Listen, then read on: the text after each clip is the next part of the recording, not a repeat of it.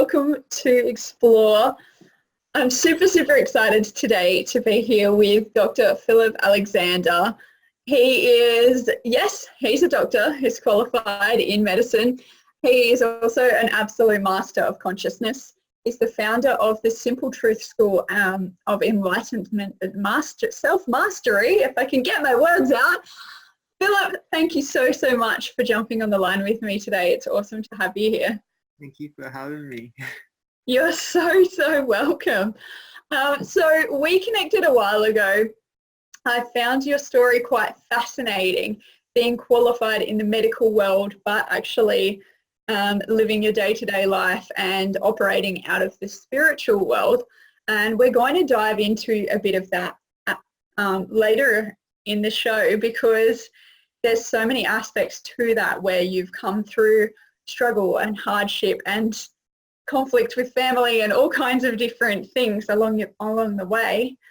I wanted to wind the clock back to start with and ask you, like, obviously you're like a master of consciousness, you're an author, you're doing all kinds of amazing things, but this is a recent twist in the tale, if you will, for you. What did you want to be when you were growing up? I wanted to be, two things. I wanted to be a priest and a doctor. I was sort of conflicted between the two of those professions. That was something that my family, I would say my family is super religious. I have uncles and aunties that are like nuns or priests who were raised Catholic. And then I've got an auntie that's a doctor. And so they would always they'd buy me like medical kits, or they'd make me go to church every Sunday. And I sort of like had this idea I could be one of those. I used to do this whole Eucharist thing in front of my grandma. I used to pretend like I was a priest. So she's like, very good. He's going to be awesome when he's older. Yeah. That was super happy with me. The way that I was. And then I sort of led towards the medical field. I think whenever I do my talks, I always say, like, I think I loved ladies too much to be a priest and be celibate in a way. You're like, all sounds good except that one checkbox there. Yeah. So when did you decide that you wanted to study medicine then?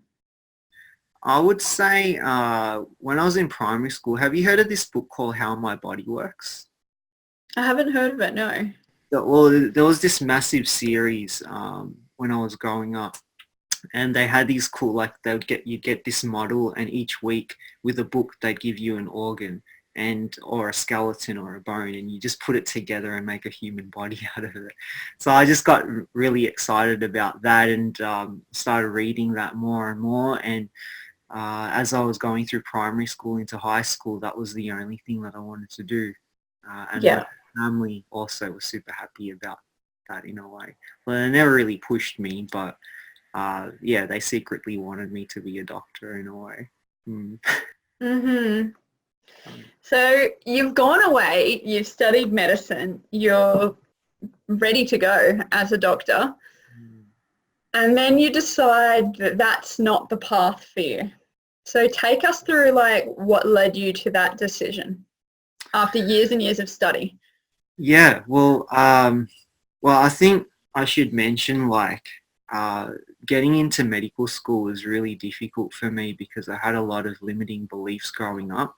So even though I wanted to be a doctor, I had a lot of these issues with feeling worthy, and I was always comparing myself with people and comparing my grades in school especially. So then I ended up, I did a degree, did a science degree here in Melbourne, medical school there. Then I went to Hungary, got a place there, and then I graduated. And then I came back to Melbourne in 2014, and my family went through this massive financial catastrophe. You could say that my parents trusted a con man and they lost everything that they worked for. And sort of spiraled everyone into this depression. and that made me start to question everything that I did in my life, and I sort of lost motivation as well for pursuing a medical career at that point. Yeah. Okay. And so take us into that. Like, what did that mean for you and your family, and how long did that period last for where everyone was a bit depressed, lost, probably devastated to have everything gone that they'd worked their whole lives for? Yeah. So my dad, like, in a way, he built his home, and it was like a second child for him. So when banks and all of these, because basically they had invested all of their money, or this con man had orchestrated loans from all credit cards and banks all over the country. My parents aren't very well educated as well, so they made some poor choices, and dad became really suicidal. That I came back here to help my parents out, both legally and emotionally. But I found that my own motivation became drained, and I was just managing what was going on at home. And then at that point, I was looking for answers, and nothing in the rational reality was giving me the answers that I was seeking. So I went to a medium, and this medium was sharing some things about what was going on, things that I didn't know how she was able to tell me. But then I realized, and I had my own personal experiences as well, and that sort of just made me realize actually there is something more to life than I previously was aware to, and I'd like to know more, because just knowing that there's someone out there, maybe a guide or an angel, looking out for me, that just makes me feel more at peace, especially going through all of this stuff. So that then led me to studying more and learning from mentors, teaching me more about my soul, that perhaps I was here before in this lifetime, and I've come here to do something great, and all my challenges that have happened in my life are for a reason, that perhaps through my own challenges I can help others get through it as well. But I needed to get through it, and that took me about 4 years to this point to really get clear on my purpose and know what I'm here to do and how I wish to express that into the world. Yeah. Right. And so what is that? What would you say? And I know you threw this question at me the other day, so I'm going to throw it back. What would you say is your purpose? My purpose is to be myself. So, so I was, all my life I was searching to be a certain professional or a person that people can look up to, and then I realized actually you're just going to keep on searching and searching and searching, but really each person is their own purpose. Each person is an expression of the divine, and when you start to realize that actually I am awesome, like I was born the way that I was for a reason, and the more that I can express myself in the most full, loving light that I am, that in itself is the purpose, to go out there into the world, whichever person you meet or circumstance you're in, you can actually shed, or you can actually enlighten or uplift other people just through your presence or just the way that you are. And so the more that I embraced myself and my purpose in that way, I started to experience and realize that the universe started to back me up in everything that I was doing, and doors started opening more and more, which seems to be the way the universe works. Yeah, totally. And while the universe was supporting you in this change, what was going on around you with your family and friends who were so excited for you to become a doctor for your whole life? Like, oh my God, this is so amazing. To then go, whoa, hold on a second. Like, you're not going ahead with that. You just did all this study and now you're going down this totally different path. Yeah, that was one of the hardest things that I had to go through, and also for my family. because they couldn't understand my choices, and I think there Mhm. was a lot of expectation and hope that uh, even though all of this stuff happened, that me being a doctor would actually be the saving grace for all of them. So I used to get, well, there was a lot of frustration with my parents, and then I used to have friends that would sit me down and they'd be like, oh, just come and, my nickname is Jitters, so they'd be like, Jitters, just come down and let's have a coffee. And they'd sit me down and they'd be like, what are you doing, Jitters? You're like, well, I'm fine. Like, I'm just, just trying to work out what's happening in my life. I'm like, you need to do it this way. Why don't you apply for this and go there and do that? And I'm like, no, but I don't know. That just doesn't feel like what I want to do. Like, just let me figure it out. Like, you got a family to look after. They sacrificed everything for you. And so it's just been this whole big never-ending cycle. And I wasn't sure either what I was doing. So I was listening to other people from all of these opinions coming everywhere, and that sort of just made me feel stuck in a way, because I didn't Uh-huh. know who to listen to, um, until life just, I don't know, it seems like life just slowly reveals itself as time goes on. You work through your own personal issues or what's going on in your mind. And then it just became clearer and clearer and clearer. And then I was able to then stand in my power and say, no, this is actually what I want. This is why I want it. I understand that you care for me, but this is, you gotta respect my beliefs as well. And the more that I stood in that, then yeah, it's, again, doors started opening more. Yeah. What advice would you give to people who are in that situation, who are listening or watching going, oh, that's me? Like the expectations of other people, listening to different advice from all different angles, not really sure of exactly what I'm doing. What advice do you have for the people who are in that situation right now? I would say there's a voice inside of you that we're too afraid to listen to. We'll always put it behind. We'll be like, nah, it's just my voice, like logic, because the world is based on logic in a sense. So we always find the logical choice to take. But actually, I found that the only thing that truly fulfills you is actually listening to your heart, listening to what that little voice inside of you is telling you. And the quicker that you follow that and you back that up fearlessly, uh, the quicker that you'll start to see a transformation. Uh-huh. And were there people from your life that you had to let go of? Did your friends eventually come around and get it, or were there people who kind of dropped off? What happens with that? Yeah, I had to let go of some friends because there were expectations with them as well. Mm-hmm.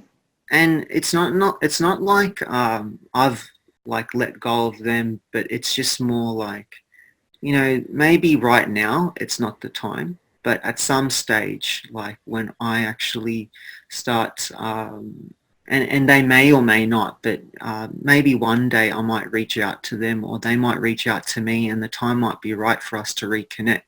But at this point in our evolution, it didn't seem right that it was serving me or them. Because sometimes we people please and we want to make other people feel better at the expense of ourselves, but that does them a disservice and it does us a disservice, because in a sense we'd be living a lie. Uh, Totally. I totally agree with that. Do you want to dive into why it would be disservice for them? yeah, when you're, that's a tricky question.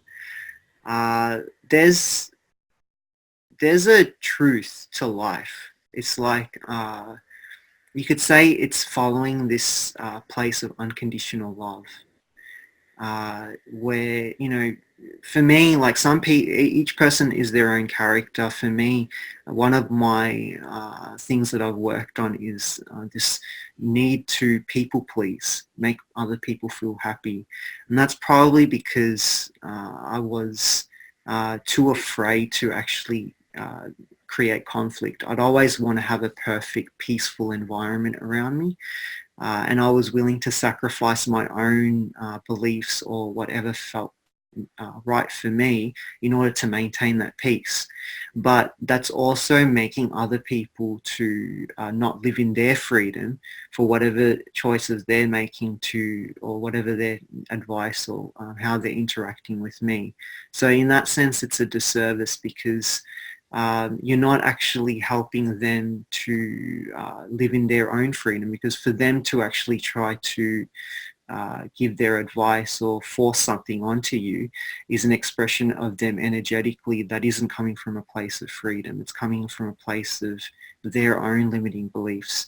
So when you just start to live more, if you're a people pleaser like myself, well, when you start to stand more in your power, you actually serve them. They may not, their mind or their ego might not appreciate that, but in the long term it does serve them, because they'll see it. And the more that you stand in that with confidence, and not in any like egoic or not in any like resentful way, but more in an unconditional loving way, eventually the universe will make circumstances appear to them for them to see what the truth is, and it will become clear. But it takes a lot of faith to do that. Yeah, yeah. And when you talk about faith now, I know that you were brought up very, very religiously. What would you say that you have faith in now? I would say faith. See, faith is a very general term, isn't it? Yeah. Trusting in the unknown. So it's like everything, and this is just from my experience, but everything that we want is always in the unknown. The more that you get comfortable with that, the more that information starts to reveal itself in some way. It just seems to be the pattern of life.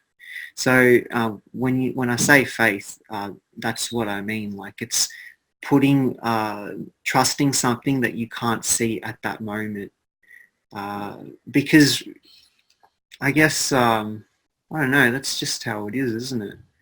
Uh, it just wouldn't, life wouldn't be challenging either if we could see everything, and we make a choice, and there's no mystery around it. It's like, well, what's the point then?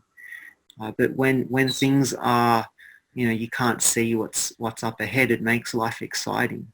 It's just that the perception of that can make us feel disempowered, but it's actually a really awesome thing, that that's the way that the universe has orchestrated things. Yeah, totally on the same page with you there. For people who are listening in and again are like, okay, makes sense, but their minds goes crazy because fear kicks in, right? When there's an unknown, it's like, no, no, no, no, no, no, no. We'll stay here, thank you. We'll leave that unknown to someone else to deal with. What's your, are there any steps of action that you would suggest for people, or things that they can talk themselves through to get to that point where they are comfortable with moving into the unknown? I think most people want evidence. Like, if someone actually says, you trust in the unknown and this will work out, and that person shows you that that's what happens, then it's very easy to trust in the unknown. What I would say is that's actually what it is, always. No matter what challenge life brings up at you, you will always be able to navigate through it unfailingly. There's no doubt about that. But it's just the mind actually kicks in, and it makes us to stay in this place of comfort. I would say that growth only happens when you allow yourself to embrace what may feel uncomfortable and be at peace with that, and really revel in that and say, bring it on. Like, I want more of this. And you get into that mindset, and wow, that's when magic starts to happen. Mm-hmm. So would you say that mindset's partially achieved through looking at the evidence of where they've gone into the unknown, or where others have gone into the unknown, and going, yeah, that worked out fine. That worked out great, actually. that's helpful, but then there's also an expectation that comes with that. So it's like expectation is a killer of dreams as well. So Hmm. it's like you just need to uh, just be comfortable with the uncomfortable. Like you just have to train your mind to embrace things that when something seems difficult, instead of shying away from it, just be aware that you're doing that and then consciously change your behavior towards it and merge Hmm. into it, like love it more. And then just see what happens, persevere with that. And what you'll find is as you persevere with trusting in the unknown, being comfortable with the uncomfortable, the life just begins to be the evidence itself. So the more that you see the evidence of that, you automatically start trusting. And then it just becomes more natural to say, oh, actually, I can close my eyes and trust the divine more and more now because I can see that from my experiences in life, this is what's happened. This is how it happens. Yes. Awesome. Very, very cool. And you've got a book which is perhaps strategically placed over your shoulder there. It's called The Simple Truth. Um, and it's a lot of it's based around emotions and sharing your experiences and the barriers, talking about the barriers that are in the mind as well, that prevent us from experiencing that freedom that we all so badly want, or say we want at least. Share with us like where the concept for The Simple Truth came about and when you decided to create this and really bring it to the world. Yeah. So the concepts come from the teachings of Jesus, actually. Because I was raised Catholic and uh, I suppose I learn from all the masters that walk this planet, but probably because of my life journey, I probably connect more with Jesus. And one day, I think when I was going through my troubles, I just picked up the Bible and just started reading some of Jesus' quotes. And then I started to realize that actually, like, if you take away the religious context to it, there is a truth that he spoke about that was very real to how we apply things in life. So the more that I dug into that, I was like, oh shit, like he actually knew things that we weren't aware of. It's just that uh, I was sort of rejecting his teachings because of the religious ways that I was brought up. But as I started to read more and more, I was that made me to understand actually there's like a whole universe and there's a perhaps you could understand this more back in his day. That's how people understood it, but there's actually a truth there. And I took his teachings and I made it into a more modern day version of how it could be understood. So I broke it down into like teachings of humility, what that is. And humility is really like this idea of how teachable you can be or what's your willingness to learn. Because everything Mm-hmm. is actually an extension of yourself, or everything is the universe and you are the universe. That the more willing you are to learn from any situation or circumstance or person, you're able to extract more information from the source. And so with Jesus, one of his examples was he would wash the feet of his disciples. And even though he was a master, all of his disciples were saying, why are you doing this? You're like the Lord. And he was like, yeah, but you got to let me do this as an example. And that example was because he was just teaching how your humility actually raises you up. The universe itself raises you up because the more humility that you pour to anyone or any situation, you're actually doing that to yourself because everything is a part of you. So that was one concept. And the others go into like manifestation, ask and you shall receive, you reap what you sow. Uh, Going into like how everything is a vibration and frequency and how our emotions seems to be uh, a way in which a form of energy where we emit signals out into the universe, and situations, circumstances, events, people get mirrored back from those emotions. And I sort of share like my experiences of how I witnessed that and how I developed my beliefs around that. And then going into concepts of patience, which is this idea of being timeless, which is the universe itself doesn't attach itself to any idea or constraint of time. It just exists. And the more that we align ourselves to a timeless nature, or being more present in the moment, you then start to see things and experience things just as the universe does. Yeah, and then I end the book with the teaching of surrender, which basically ties up everything, because everything is really surrender, even humility or forgiveness or understanding. It's all allowing yourself to merge yourself energetically with whatever life throws at you, and the more that you become one with it. It's the same idea as, everything is actually a part of you, so nothing is separate from yourself. The more that you actually see and experience that everything around you is a part of yourself, then you won't actually resist anything. You'll always be in the flow of it, no matter what comes up. Super, super important. Have you ever, and I'm not sure if you would have, because I know you're more of the people pleaser type, but have you ever had situations that you were just wanting to control, and then when you surrendered, can you give an example of like where that's really allowed freedom for you?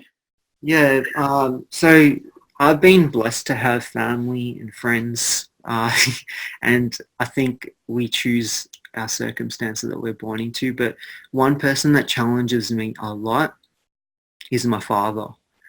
My father, he was a police officer in Sri Lanka. His father was a school principal, very authoritarian, very like education mindset. Life is valued through your academic success. And there was a lot of control around my father's beliefs, so he always wanted me to follow in his footsteps and do things how he wanted to. He doesn't really believe in the things that I speak about. He believes more in the Catholic traditions and the faith that but it's sort of like he believes that, but he doesn't embody the teachings in a way. And so I've been trying to share my beliefs with him, but it just doesn't get through. And so that my relationship with him has been my greatest teacher, because it's taught me how to humble myself energetically and to find how I actually can get through to a person, not just my father, but anyone, if I want to be a healer or a teacher for people. And what I found is actually you don't go out there and tell people, this is my belief or this is what it is. It's just more like you just live through example. And even if a person is controlling, or it's just understanding like what they've been through, and being able to pour more love into that. And what I found is through that, through your actions of love, there's an energetic transformation that takes place where that person will start to see things from your perspective without you having to force it onto them. So that's probably the biggest thing that I've learned. Yeah. Huge in life and huge in leadership as well, because the old school way of managing people or of leading people is telling and teaching and like, this is the way. Yeah, super powerful. Yeah. Very cool. So I was going to ask you, you mentioned healing a moment ago, and obviously, as we mentioned earlier, you're trained as a doctor. Do you feel there's a level of healing that is achieved without medicine that doesn't require medicine, or what are your views on medicine and spirituality? Yeah, absolutely. It's part of the reason why I left the medical field, is because I think that maybe in 50, let's say 100 years, but I think it'd be much closer than that. I think we're evolving to a place where we're understanding the power of the mind. and how the mind can actually affect our health. There are studies being done through fields like it's known as epigenetics, just understanding that our mind and how we think and feel affects the gene expression in our cells. And even like just logically speaking, like they're finding that our perception to things in life, how we're seeing things in our environment, does affect the way that our cells behave, what hormones get released. That just happens even through temperature and things like that, where we've got receptors and signals in the body that start to receive that information, and then it just causes a cascade of signal transduction pathways in the body to cause a response. And even with things like stress. And so all of this comes from our environment and how we see things in life. You change that, well, then the body can start to change itself accordingly. So I think that at the moment, the medical system is more of a band-aid approach, where we don't really deal with the issue, the core issue. We just like taking patients, just patch them up, send them on their way, not really addressing what's actually causing everything in the first place for them. And I think that's at this point in time, that's equally important, but I don't think enough education is being done to given to people to understand how powerful our mind is and how our lifestyle is actually affecting everything. Mm-hmm. So a lot of people might think then, well, is it better to go, I don't know, see a psychologist or something if it's all about the mind? Or what would you say to that? Yeah, well, psychologists are good. They are also, I actually can't speak on behalf of psychologists. Psychiatrists are, they do practice where they give medications and things like that. That is a bit contradictory to my own beliefs. There is no right or wrong, but essentially, like when you're having a mental, you could call it a mental illness, things like bipolar disorder or schizophrenia or depression, all of these diseases occur because of the way that our hormones are regulated in our brain and in our body. So there's an imbalance, and it makes us to feel in a certain way. And these hormones get released just naturally, like the way that we see life, perceive things in life, the things that we do. Like even if you do exercise and things like that, you release chemicals like endorphins and dopamine. It makes you feel happy, makes you feel good. But these drugs that we take, it's sort of like an artificial way of stimulating those hormones. Yeah. When you start to get used to that, the body then just gets used to that artificial way of being, and then you don't really focus on doing the natural stuff that can, or even believe that the body can create those chemicals itself. And so there's a dependency that happens. I think whilst the system is there, like it's just a matter of bringing awareness to the fact that the human body can produce it itself naturally, and believing that it can, whilst in your current state, if you are dependent on meds, then just take them, but know that you don't have to be on it forever. I know that like my mum personally, she's been on meds. She sees a psychiatrist once a month. And she got triggered a lot. Like when her mum died, she went into severe depression and she couldn't get out of it. But the doctors were telling her that she'd have to be on it for life. And I feel like that's not true. Like perhaps from because medicine is very evidence-based, and psychiatry actually, it's not as evidence-based as it could be, even because even with psychiatry and these meds, they don't know exactly how these drugs are working. They just have an idea of it. I didn't really agree with that. I'm glad that I left the medical profession, because I feel that that's not to say that I couldn't work as a doctor and create change, but I feel like there's a lot of restrictions around how you can speak freely about these things. it goes against the medical practices at this moment. Yeah. Mm-hmm.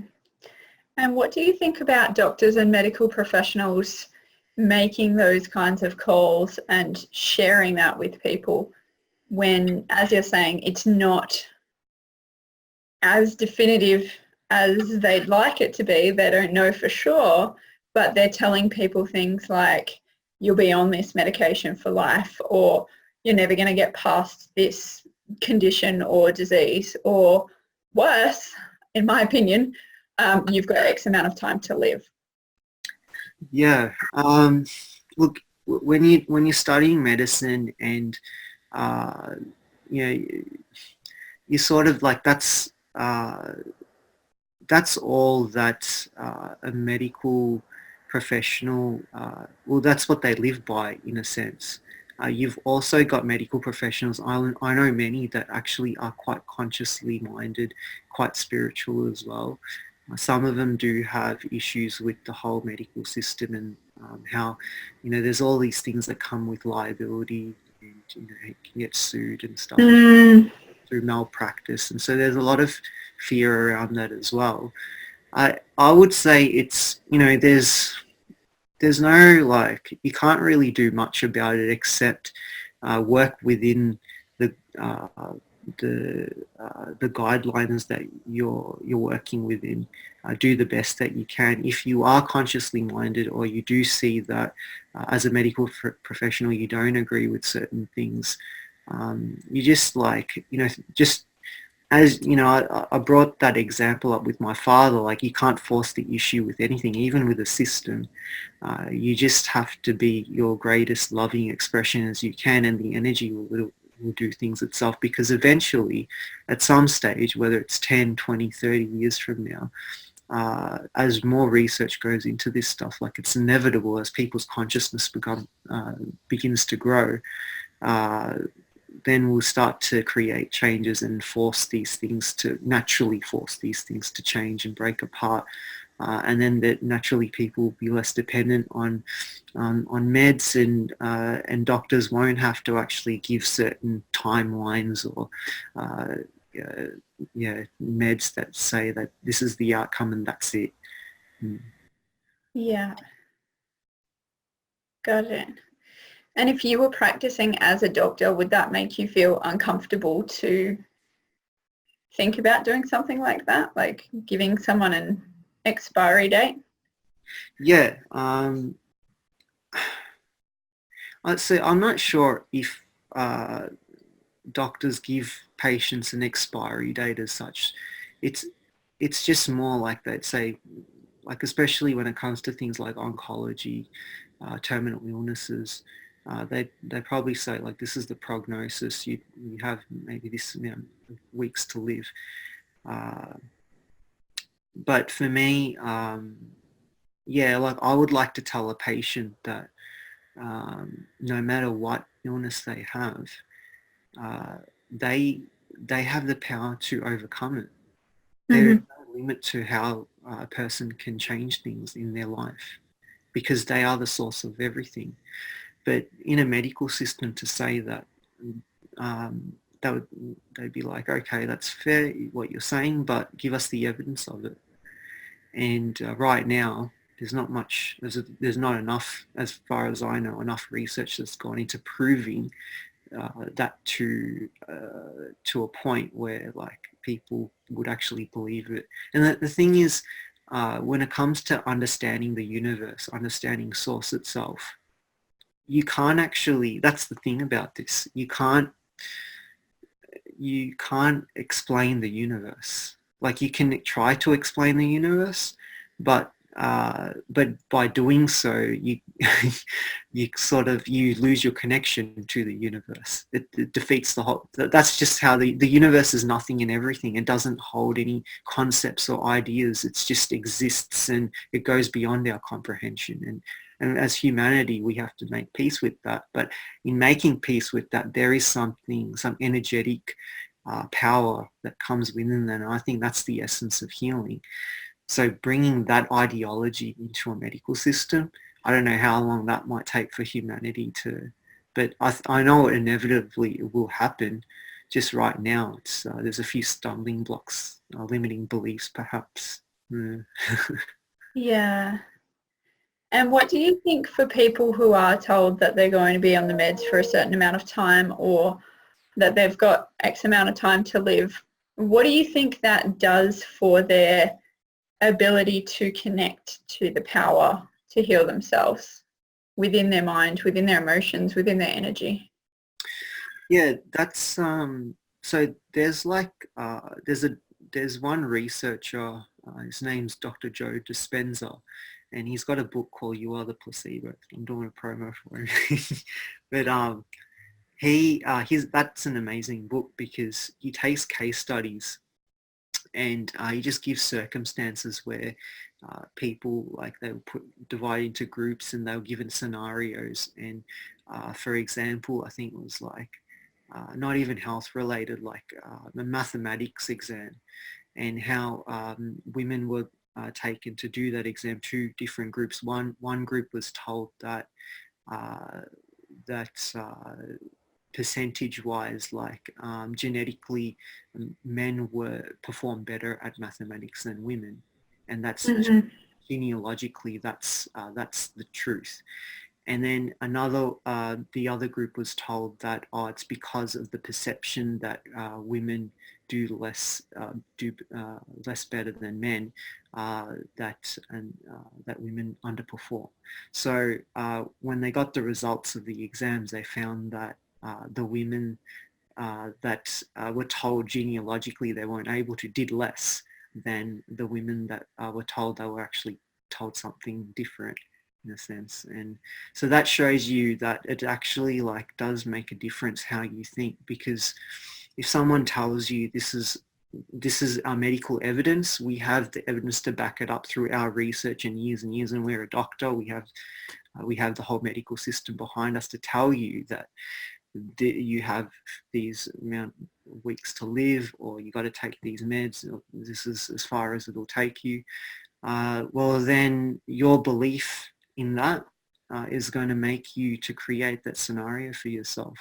But if someone tells you, actually, well, you are, everything is a part of you. Like, if you broke everything down into atoms, molecules, vibrations, frequencies, energy, we're all a part of everything, including your cells, and your mind is connected to your body and to how the cells perform. And you explain how logically that might happen. And you say, well, all you need to do is just change how you're feeling about things, because your feeling is how your cells respond to that as a mirror. Mm-hmm. That might actually make people to think, actually, yeah, that makes sense. I can believe that. And who knows, you might find that miracles happen where people get cured just from changing their mindset.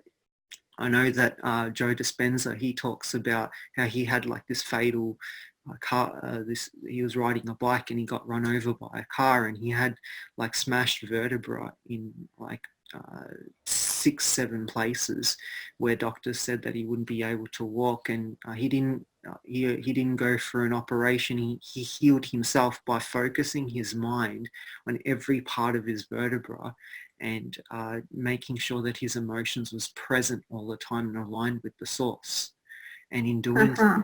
actually caused the cells to start behaving in a way that would heal the way that he was feeling. And he said it wasn't easy. Amazing. It took him a lot of determination with his mind, but he was able to do it. And now he's out there and he's teaching people how to heal themselves. So it's very possible. It's very real. It's just, again, it's a lot more research has to be done into this, and people need to start believing in this more. Mm-hmm. And where are you where would you love to take this now? Obviously you're raising consciousness, you're running retreats and things like that, you're doing readings and sessions with people privately. Where do you see yourself going over the next 5 years with your work? I like to I don't I place goals in the future, but I don't I try to just trust the divine and whatever comes from it. But I am working next year. I'm working in a cancer hospital through spiritual care. So that'll be really interesting. The fact that I have a medical background and I won't be constricted by being a doctor and having to practice in a certain way. I still will have to be more aware of how I'm choosing to choose my words and how I express myself, but I can still encourage patients who are going through terminal illness to believe in a way that they can get through it, even energetically. Mm-hmm. And what I would like to do, see, I believe that when you do more healing in yourself, your energy just starts to heal people. In a sense, you're not healing other people. It's just by healing yourself, you create an energy that allows other people to tap into so that they can cause their own self-healing. And the more people that are able to do that, it's, in a way, it's like you create change in the planet. It really does happen. And that's what I want to do. I just want to, in a way, I don't want to know so much what's going to happen in the future, because that would take away the surprise of the gift that the universe is ready to give me. But I'm loving where things are headed. I would love to perhaps have a role in the hospital system. I would like to make an impact in the world in a big way one day. And perhaps this might be the opening for me to do that. But yeah, it's just, for me, it's just about being present within myself and constantly doing the work to grow and evolve and expand myself more and more so that I can lovingly be there and express my energy to others. Mm-hmm. And the impact that you're wanting to create in the world, is that in relation to consciousness, mindfulness, awareness, the power of choice, surrender, healing? Like what is the impact that you'd love to create? Uh, I feel like this time on the planet is no different to other periods or eons on the planet that we have been historically documented, where humanity had moved away from its understanding of where it came from.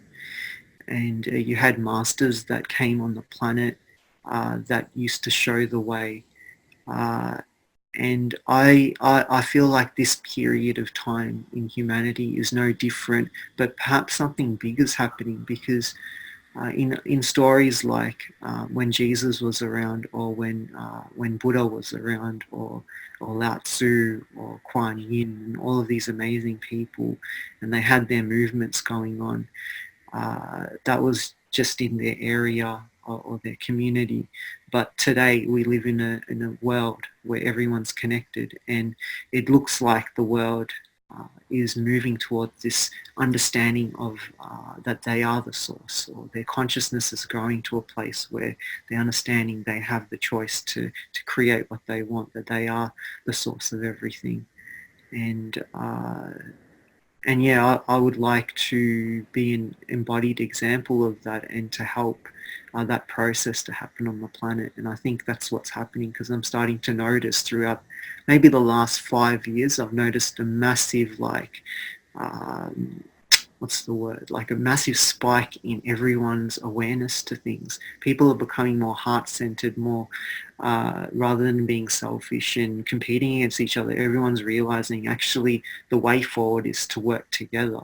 There's this Darwinian theory, survival of the fittest, and people are starting to realize actually that's not how life works. It's more like you got to help each other to move forward. That's the only way the planet can survive, in a sense. So I think Yeah. that's where we're moving into, and this is that special period. I would love to, just play a part in that, but I would like to do that in a profound way, and follow my soul journey, or whatever reason I came here to do. Yeah. Yeah, I believe you're well on your way. Okay. So, Dr. Philip, where can people find you and your work? Where can they connect with you? They can go to my website, theworldrevolution.com, And you can find me on Facebook as well. I do meditation classes and workshops at Angel's Realm in Melbourne. All of those details you can find on my Facebook. I can provide them to you, and yeah, if you could post them, great. And then yeah, just catch me on social media or wherever, and you'll see my face pop up somewhere in the future, I'm sure. Yeah, beautiful. Awesome. So the links for Dr. Philip's website and his Facebook will be down below. As always on Explore, we are going to share a laugh together before we close out the session. Now, Philip told me the other week that he'd been watching a few laughter YouTube videos and things. So before we started, I actually asked him what one of his favourite laughs was.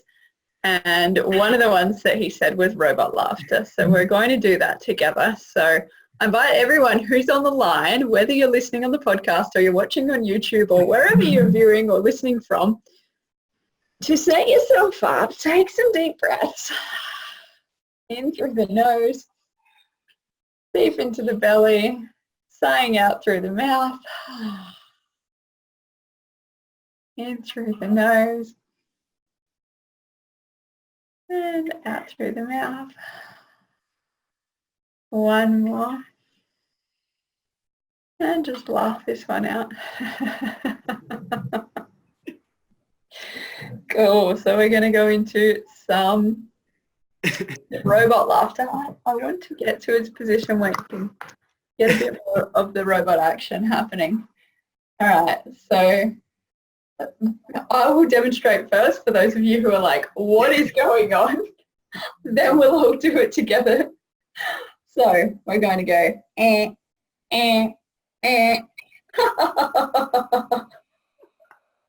So any robot movement you want. For 3, we're going to go, and then we're going to laugh.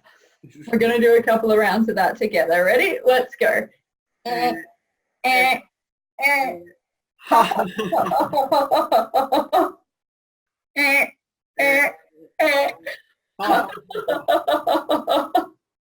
One more.